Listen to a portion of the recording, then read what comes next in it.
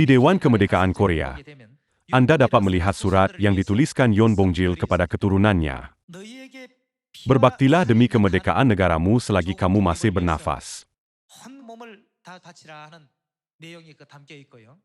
Kerana proses gerakan kemerdekaan hampir sama dengan Injil kita, surat itu sangat menyentuh hati saya. Apakah yang dikatakan dalam buku Daniel bab 7? Tanduk kecil itu berperang melawan orang kudus dan mengalahkan mereka. Oleh itu, kita kehilangan bahasa rohani. Sudah lama kita lupa bahawa hari Sabat ialah hari Sabtu. Selama kira-kira 1600 tahun, kita tidak menyambut Paskah dan lupa bahawa ia kebenaran yang mengandungi rahmat istimewa Tuhan. Sejak tanduk kecil yaitu iblis yang menentang Tuhan menang, kita telah kehilangan huruf kita dan bahasa rohani kita. Kita telah kehilangan semua hikmat dan pengetahuan tentang kerajaan syurga.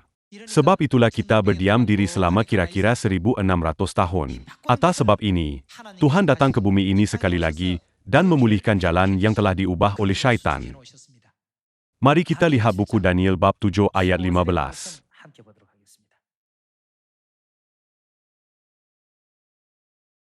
Maka aku, Daniel, terharu karena hal itu, dan penglihatan-penglihatan yang kulihat itu menggelisahkan aku.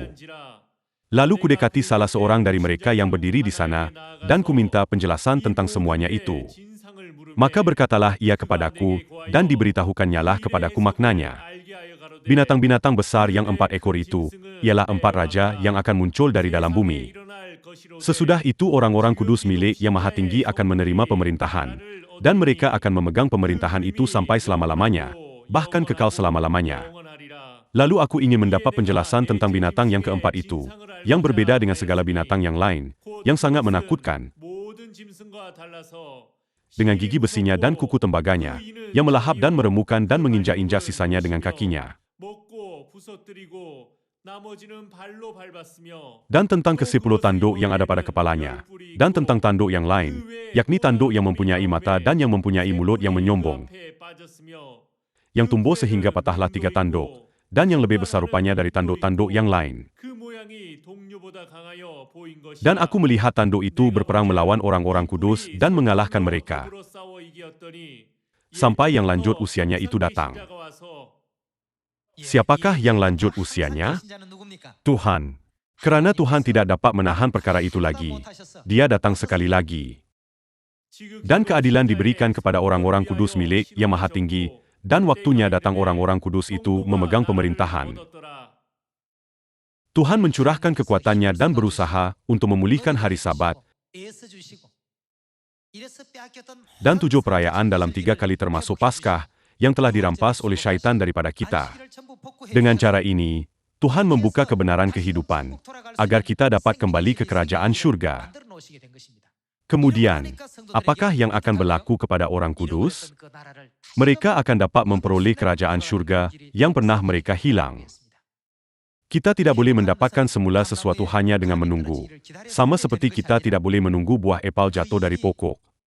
Apabila kita membaktikan hati, minda dan kehidupan kita seperti aktivis kemerdekaan yang mengabdikan segala-galanya untuk negara dan rakyat mereka, kita dapat memperoleh semula apa yang hilang. Kalau begitu, bagaimana pula dengan keadaan rohani kita?